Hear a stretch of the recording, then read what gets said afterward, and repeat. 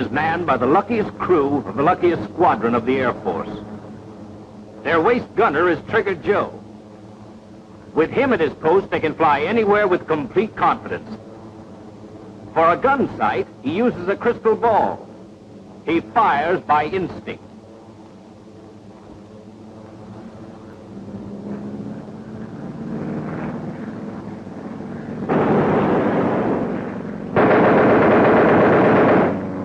I'll say they're lucky. Lucky to be alive. Never mind that crystal ball, Trigger. He didn't have one. He didn't need one. There's science in that kind of shooting. Take a look at it. A fighter has fixed guns, all facing forward. To aim his guns, he must aim his plane. He's like a flying gun. In any type of attack, the fighter must aim at the spot where you will be by the time his bullets get there. In order to continue to fire at you, he must fly a pursuit curve. This is the time he is really dangerous to you. This is the time he is easiest to hit. There are 5 parts to a fighter's attack: overtaking,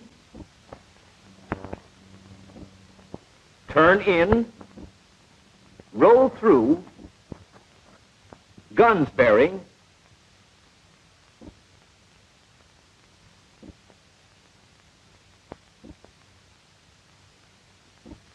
and breakaway. This is the pursuit curve. Now he is your target. To you, he will always appear head on. Not this. Not this, but this. And this. And this. He's in his curve. Head on, in range, shoot. Shoot?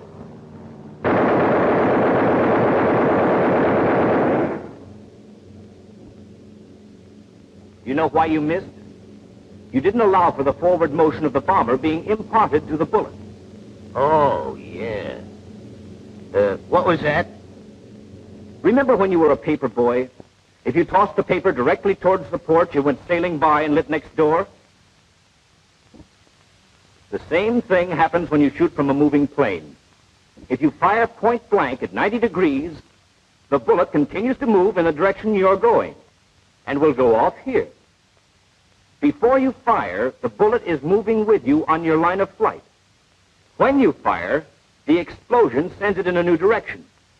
Upon leaving the muzzle, the bullet immediately turns and follows a direct path between them.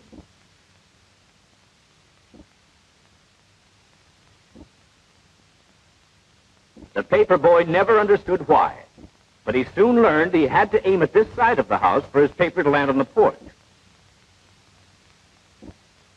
To hit this plane on the ground, then, we must do the same thing. Make allowance for the effect our bomber's motion will have on the bullet. We must make this allowance no matter where we shoot from. Here, here, or here. This deflection is always between the target and the tail of our bomber. At only one point are we a target for him. At that time, our point of aim is here. If we shoot accurately, we get this. Now, if he is moving toward us, our point of aim must be such that our bullets will intercept him. But what happens if we put him in the air, where he is free to change his course and keep firing at us? As we move forward, he must change the angle of his approach. This is his pursuit curve.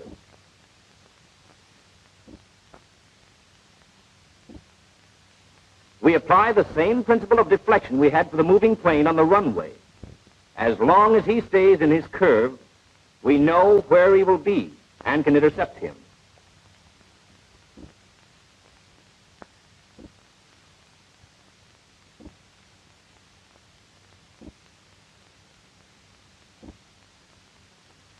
Paper boy, deflection over here on a bicycle. Yeah. Just remember, the deflection is always between the target and the tail of your bomber. But you have to make a I've got it. Now watch this. Between the Joker and my own tail. Let's see, about here. Hey, what the hell, Doc? You're starting to get it. Starting? Brother, I got it! Your direction was right, but you had no correction of your deflection as the approach angle changed. For instance? We've seen that this amount of deflection is right for a plane straight out at 90 degrees to your fore and aft axis. And when he's dead on your tail, you can shoot straight at him. So at any other angle, the deflection must be somewhere between these two. Doc, nothing personal, but that don't look like nothing I ever seen in the air. Of course not. You're not conscious of the forward movement of either your bomber or the fighter. All you see is his movement in relation to your position in the air. He appears to slide toward your tail. I ain't seen nothing like that either. How about this? That I've seen. All right. This is just a bird's eye view of that attack. Here's the way you see it.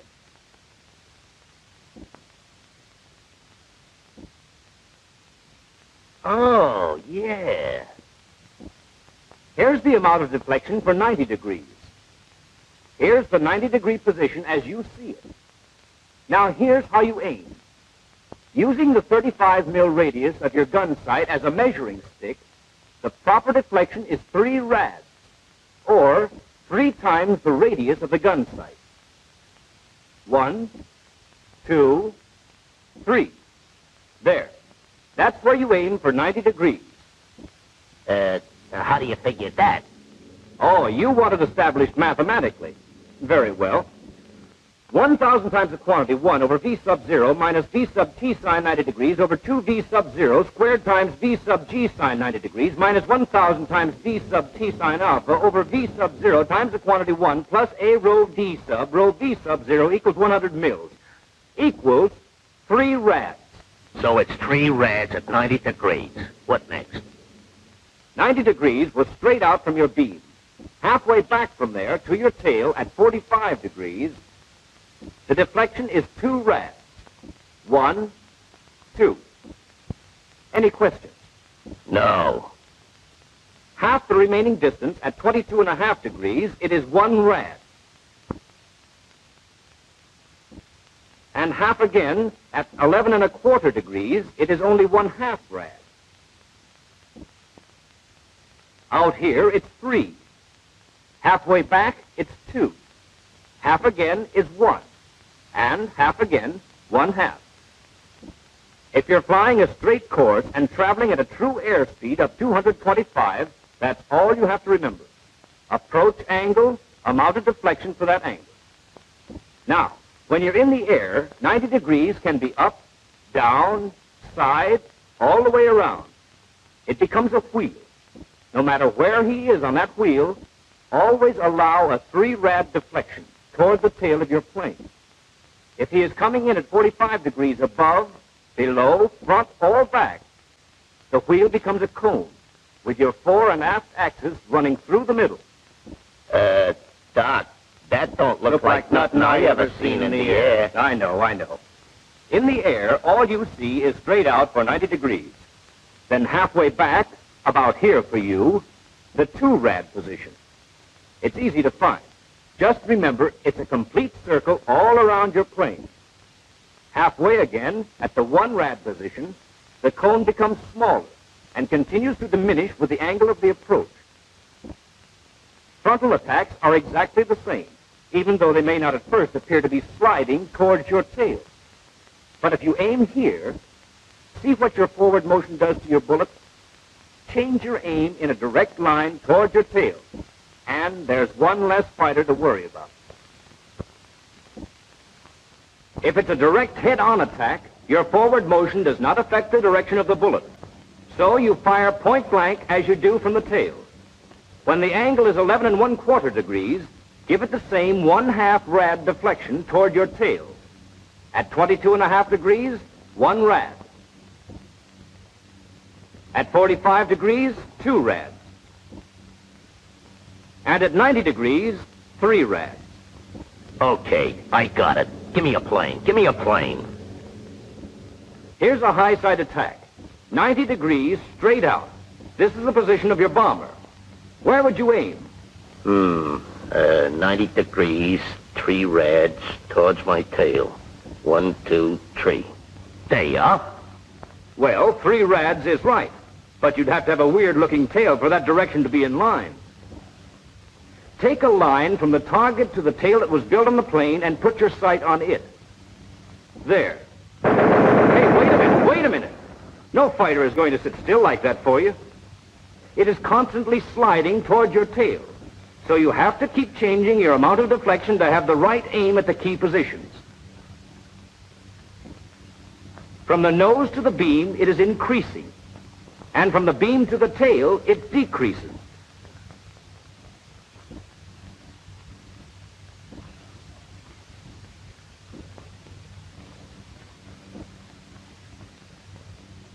Here's one last tip. As soon as he gets in range, fire a 2-second burst. Check your angle and fire another 2 seconds. Remember these 3 points. Shoot only when he is attacking you and in range.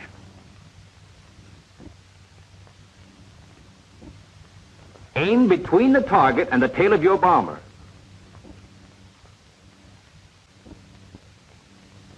Estimate the approach angle and apply the correct deflection. Now, that's the story. Think you can do it? Certainly. Give me a plane. Ready? Here he comes. Well? Goes kind of fast, don't it? Only a few seconds for the whole attack. How's for a chance to practice on a few, the slower ones? Okay, if you're sure you've got it straight. Oh, I got it. I can talk it good. Let's hear you. Here's a plane.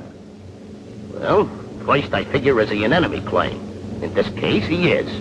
Next, is he attacking? Not yet, but he looks suspicious. Yep, now he's turning in. I line him up and just wait for him to get in range. There he is, heading right for me. Hold it! I got a lot of figuring to do with this spot.